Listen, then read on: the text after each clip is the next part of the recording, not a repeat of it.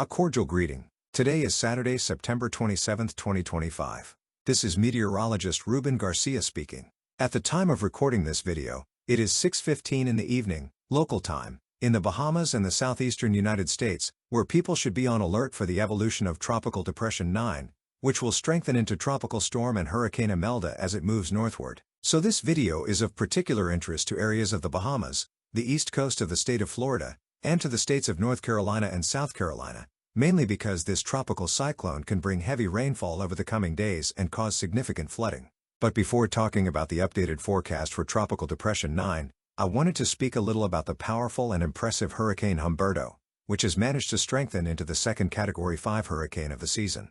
In the 5 p.m. advisory, the National Hurricane Center indicated that it has maximum sustained winds of 160 miles per hour, and it is possible that in the coming hours it will continue strengthening. In the visible satellite animation we can see the impressive and almost perfect structure of Hurricane Humberto, and it is a historic event because 2 of the 3 hurricanes that have formed this season have managed to reach Category 5. In the infrared satellite animation we can see how impressive the structure of the hurricane looks. It has a very well-defined and almost perfect eye surrounded by an area of strong convection. And this type of appearance in visible satellite imagery is only seen in the most powerful hurricanes we have on record in the Atlantic. So it is definitely a very surprising system. And once again we are seeing the rapid intensification of another tropical cyclone, and it is becoming more and more frequent to see the impressive strengthening of tropical cyclones. At least the good news is that along its path, hurricane-force winds appear to remain over Atlantic waters.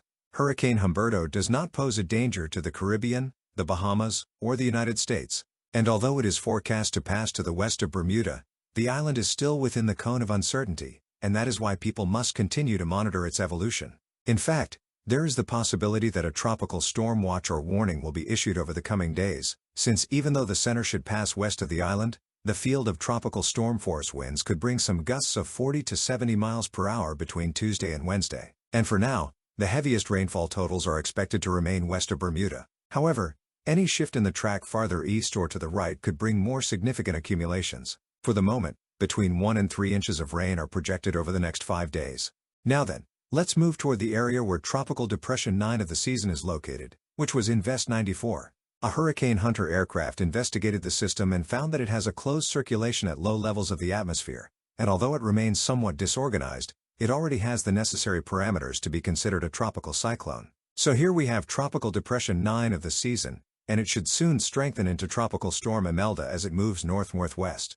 So tropical storm conditions will be experienced across the central and northern Bahamas, along with heavy downpours producing excessive rainfall totals. If we look at the model track projections, overall there have been no major changes compared to this morning's projections. A north-northwestward movement is expected during the next 72 hours, and then in about 4 to 5 days it should turn to the east-northeast, being drawn in by the circulation of Hurricane Humberto. Even so, and with lower probability, there is still one scenario shown by some models in which it could move farther north-northwest. However, this scenario is becoming less likely, though we cannot rule it out. On the other hand, the intensity projections now show a Category 1 hurricane in approximately 2 to 4 days, when it will be closest to Georgia and South Carolina. And in the latest advisory from the National Hurricane Center, you can see that a tropical storm warning is in effect for the central and northern Bahamas, shown by the blue colors in this image.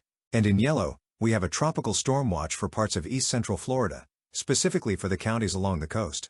This is because even though the center of circulation will remain east of the Florida peninsula, it will pass close enough to bring some downpours. According to the latest projections, areas of eastern Florida may receive between 1 and 3 inches of rain during the next 3 days. However, the heaviest and most excessive rainfall should fall over parts of the central and northern Bahamas, with some projections showing more than 300 millimeters of accumulated rain during the next 3 days.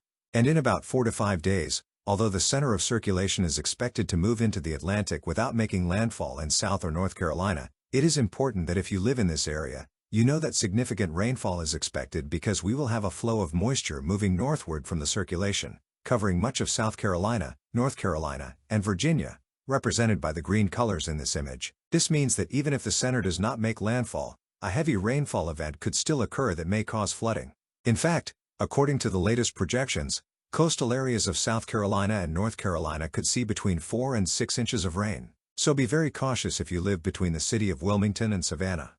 At least the tropical storm force wind gusts appear to remain over Atlantic waters, although some coastal areas of North Carolina and South Carolina may experience winds of 35 to 40 miles per hour. And farther ahead in time, there is still uncertainty as to whether the circulation of the future Tropical Storm Imelda will eventually continue northeastward over the Atlantic.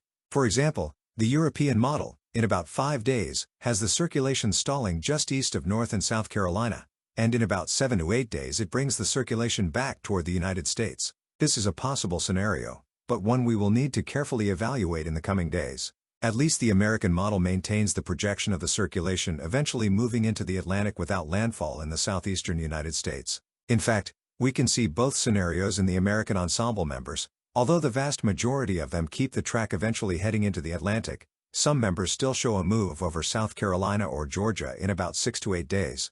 Also, in the European ensemble, most members keep it following the circulation of Hurricane Humberto, and in fact, it could represent a future threat to Bermuda. But we still have some members that keep the system stalled just east of South Carolina and then, in about 7 to 8 days, moving westward over parts of the southeastern United States. Meanwhile, in the Google AI model members, here the vast majority also keep the track with the circulation staying offshore of the United States, but still 2 members show a very unlikely, though still possible, scenario in which if it stalls in the area, it could return toward the United States. So in summary, I can tell you that residents of the Bahamas should be ready to face some tropical storm conditions during the next 72 hours, while some counties in eastern Florida may receive some heavy rain during the next 3 days. And then, as it approaches the coast of Georgia and South Carolina, regardless of whether the center remains over Atlantic waters, plenty of moisture will generate heavy downpours and possibly significant flooding. So please, if you live along southern North Carolina, in South Carolina, or eastern Georgia,